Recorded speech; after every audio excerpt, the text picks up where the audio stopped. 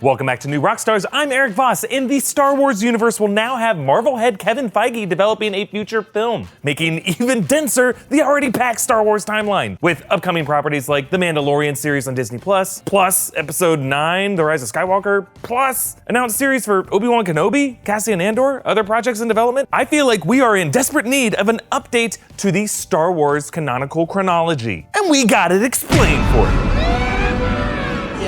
So I'm gonna stick to the big events that are relevant to these new properties, so I may not catalog every canonical burp from Ahsoka Tano, though I'm sure her burps are awesome. Okay, the Star Wars timeline doesn't go by years the way we mark our years by revolutions of the Earth around the sun, with a calendar that uses the birth of Christ as year zero, or for some of you, I'm sure, a Mayan calendar where the world ended 7 years ago. And of course, all the Star Wars history takes place a long time ago. So for simplicity's sake, we're applying Earth years to arguably the biggest event in the Star Wars history that we care about, the destruction of the first Death Star in the Battle of Yavin. So we're gonna use that as our birth of Christ year zero. Before zero will be BBY, before Battle of Yavin, and after zero will be ABY, after Battle of Yavin. Okay, so we can rewind all the way back to the dawn of this fictional universe. According to Star Wars lore, it all started with a so-called wellspring of life, a force planet from which midichlorians originated. Sometime after this, ancestral beings invented hyperspace travel. The Prime Jedi established the Jedi Order and the first Jedi Temple on Ahch-2, and a dark faction of the Jedi broke off to eventually form the Sith, and that brings us to the age of the Old Republic, which was formed with its capital on Coruscant, and the temple on Jedha in Rogue One was built. 5,000 years before the Battle of Yavin, that great temple was built on Yavin 4, and then 8,000-year war between the Jedi and the Mandalorians, the Warriors of Mandalore, began. This war would eventually ravage the surface of Mandalore, force its people to live in these domed cities, but really destroy the Mandalorians, scattering them across the galaxy, and leading to one of them being the star of The Mandalorian coming up on Disney+. But that's thousands of years later. But then we come upon the period of the Knights of the Old Republic. That is planned to be a trilogy of movies based on the popular game, and at least the first movie of which will be written by the Game of Thrones showrunners Benioff and Weiss. So jumping ahead later, about 1,000 years before the Battle of Yavin, when the Old Republic transitions to the Republic governed by the Galactic Senate. Like the Roman Republic, and these days it seems all democratic forms of government, this Senate collapsed under the weight of corruption, which brings us to the events of Episode 1, The Phantom Menace. You know the story here. Anakin Skywalker is discovered by the Jedi on Tatooine. There's an epic fight with Darth Maul, and the political drama between Naboo and the Trade Federation ascends Sheev Palpatine to Supreme Chancellor of the Senate, or as he was telling himself in the mirror those days, I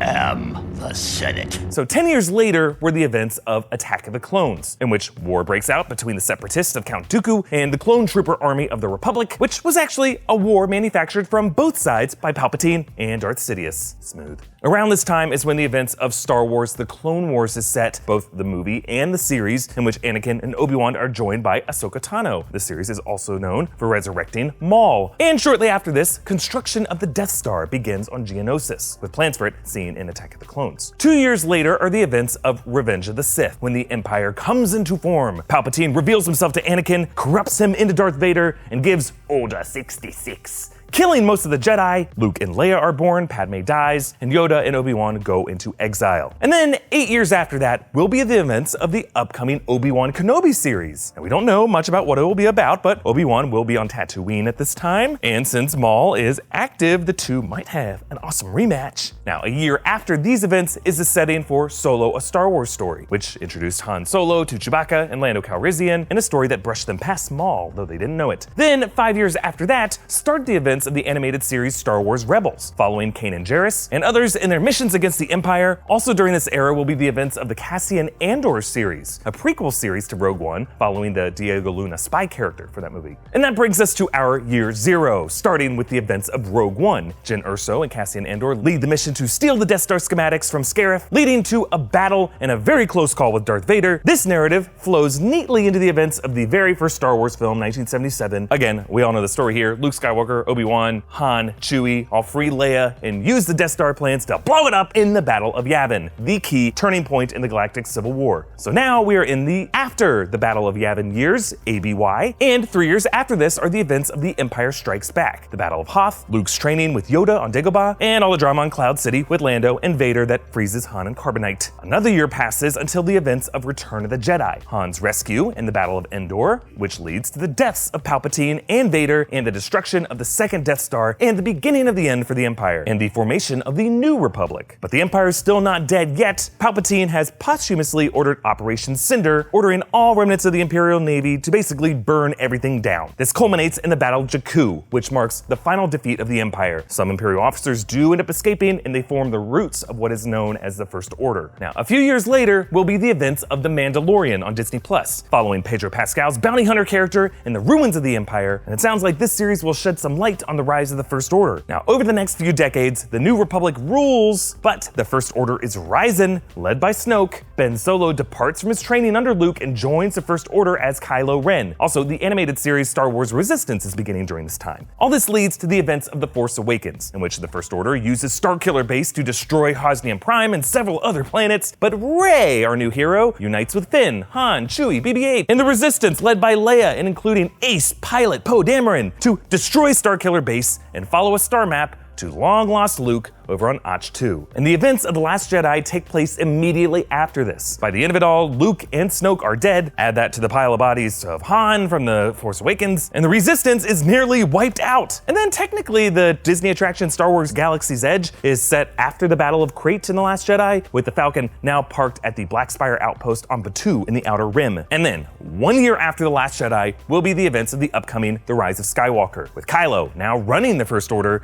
and it seems Rey encountering the ruins of the second Death Star, and somehow the return of Palpatine. Beyond that, we know The Last Jedi director Rian Johnson is developing a trilogy of films that might be set in a future beyond, maybe following that young stable boy on Canto Bight, and Kevin Feige's Star Wars movie could be set at any point. All we really know at this point is that he has approached one big-name actor to play a certain character if the deal ever went through. So which character do you think Feige's Star Wars movie will follow? Donald Glover as Lando? A live-action Ahsoka Tano film? Comment down below with your thoughts. Follow me on Instagram and Twitter at EA Voss, and subscribe to New Rockstars for breakdowns of everything Star Wars. Thank you for joining me, and if Feige is working on an Ahsoka Tano movie, I feel like a burping contest needs to be part of the casting process.